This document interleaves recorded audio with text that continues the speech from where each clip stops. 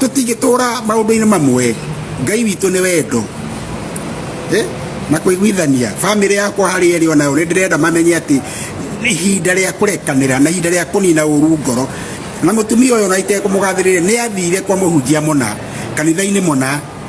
na akiuga ni aherera andu othe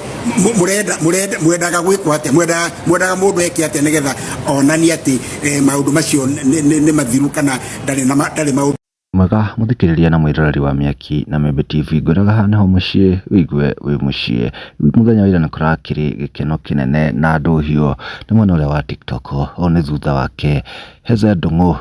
na mire wake haria gukirekanira na ukiuga ciganane cia kigana na marakithiranira ngoro no thutha wa gukorwo na icanjama nyingi muno guku nenda-ini kuria ngina mire agikaga magegania o hamwe gwikira nguo cia thuri agakihanana na Heze no macio mothe o hamwe ngina perform irabu-ini akiuga akioherwo na aragikanio iga perform ringi kirabu-ini